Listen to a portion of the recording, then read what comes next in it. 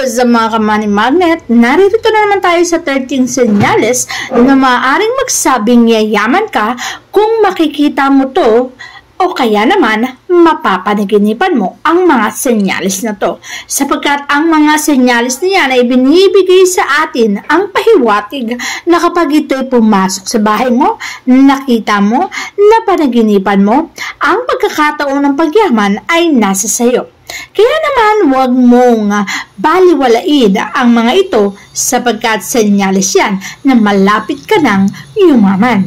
Una sa mga senyales, madalas mo bang nakikita ang numerong 1111? Alam mo bang bibihira lang to na magpapakita sa iyo? Pero once na nakita mo, senyales yan na ikaw ay magkakapera at magkakaroon ng maraming pera at pagkakataon na kumita. Kaya naman ang kikitain mo yan ay magdadala sa iyo sa pagyaman. Bihira mo mang matagpuan o makita ang 1111 na yan, pero once na nakita mo yan, ito ay nagsisignify na malapit ka ng yumaman at maraming magkaroon ng maraming pera. Madalas bang may pumapasok na butterfly lalo't na kulay puti ang mga yan?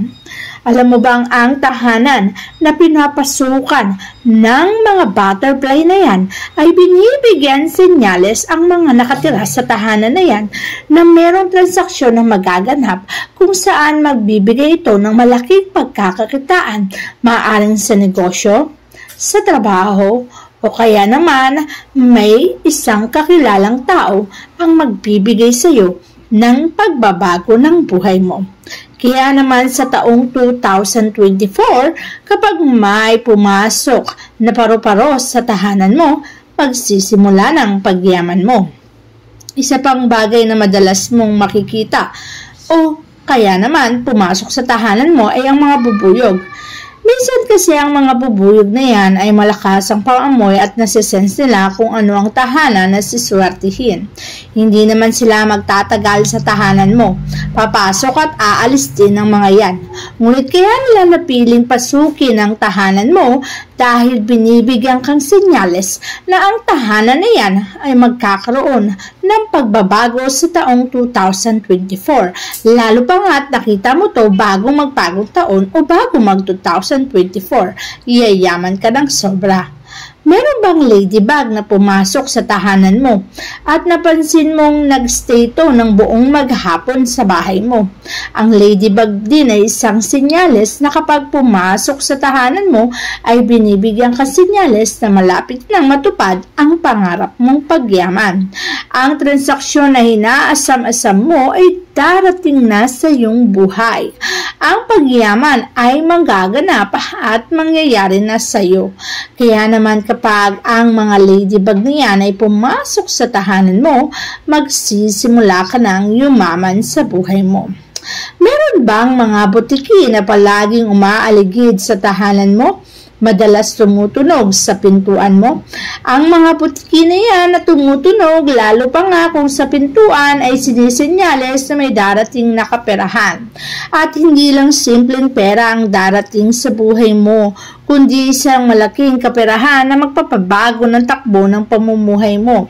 Kaya naman ang mga butiki na yan ay napakaswerteng nasa ating tahanan, lalo pa nga kapag tumutunog ito sa ating mga pintuan.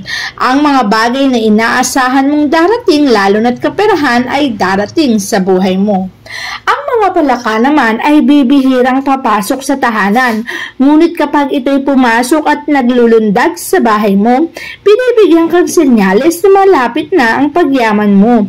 At ang mangyaman na yan ay darating na sa buhay mo. Kaya naman kung may palakang pumasok sa tahanan mo, isa itong indikasyon na malapit nang dumating ang pinapangarap mong pagyaman. Kaya naman ang kaperahan ay darating na sa buhay mo. Agaran din namang lalabas sa mga palaka na yan, ngunit magbibigay itong senyales na magbabago na ang takbo ng iyong pamumuhay. Bukod sa palaka, ang mga grasshopper na tatalon-talon at papasok sa tahanan ay nagbibigay signal o senyales na malapit ka ng yumaman. Kaya naman kapag ang mga grasshopper na yan ay pumasok na sa iyong tahanan, sinisignifies nito ang pagyaman na darating na sa iyong buhay. Kaya matuwa ka kung may grasshopper na pumasok sa iyong tahanan.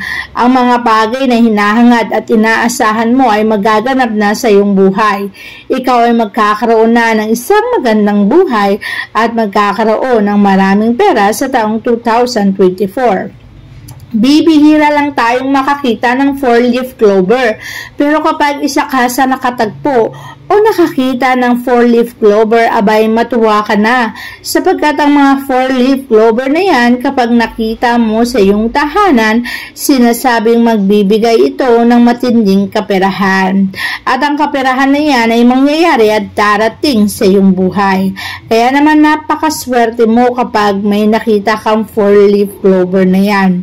Siguradong darating na ang swerte na iyong inaasahan. Ang swerteng matagal mo nang pinapangarap ay mangyayari na sa iyong buhay.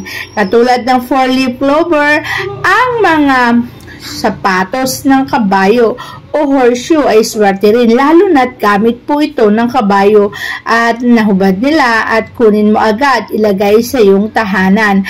Napakaswerte kasi kapag ikaw ang nakapulot ng horseshoe na talagang namang pinagkamitan ng kabayo. Kapag isinabit mo to sa iyong pintuan o kahit sa pader, pataas po ang pagsabit niyan para papasok po ang swerte sa ating tahanan at binibigay po nito ang swerte na talaga namang iyong inaasahan. Siksik-liglig at nag-uumapaw ang swerteng papasok sa iyong bahay. Kapag naman pagdating sa panaginip, ikaw ay nakapag-panaginip ng dumi ng tao, ito ay nagsisignify sa magkakaroon ka ng negosyo, hindi lang isa kundi marami, na magpapasok sa iyo ng maraming kaperahan. Ang negosyong itatayo mo ay magpapabago ng takbo ng iyong buhay. Siswertihin at dadami ang mga taong papasok sa negosyo na yan at magiging ikaw ay magugulat sa magiging takbo ng iyong buhay. Agaran kang aasenso at dadami ang kita mo kung kaya naman hindi lang isa kundi magiging maraming branches ang mangyayari sa iyo. Kaya kapag napanaginipan mo, magtayo ka agad ng negosyo. Sinasabi rin na kapag ikaw ay nakapanaginip ng maraming pera, marami nang nakapagsabi na kapag napanaginipan nila to, biglang nababago ang takbo ng kanilang mga pamumuhay.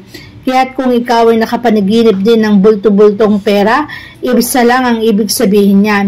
Pinapahiwatig nito na darating na sa buhay mo ang pagyaman. Marami na mga taong nakaranas na makapanaginip ng bulto-bultong pera at hindi naman sila nabigo sa hangarin ng pagyaman. Dahil pagkatapos nilang mapanaginipan ng bagay na yan, agaran silang nagkaroon ng negosyo na nabigay sa kanila ng malaking pagkakakitaan. Ganun din sa iyo. Kapag Buddha rin, ang Buddha ay gold at nagbibigay din ito ng senyales o signify na ikaw ay yayaman kapag ito ay napanaginipan, umaksyon ka agad.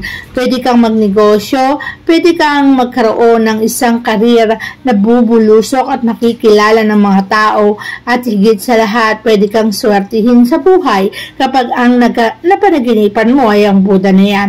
Dahil ang Buddha ay isa sa napakaswerteng mapanaginipan, lalo na bago mag 2024 dahil ang buong taon mo ay siswertihin kung ang Buddha na yan ay napanaginipan mo, sapagkat ang 13 senyales niyan ay magbibigay ng pagbabago sa buhay mo.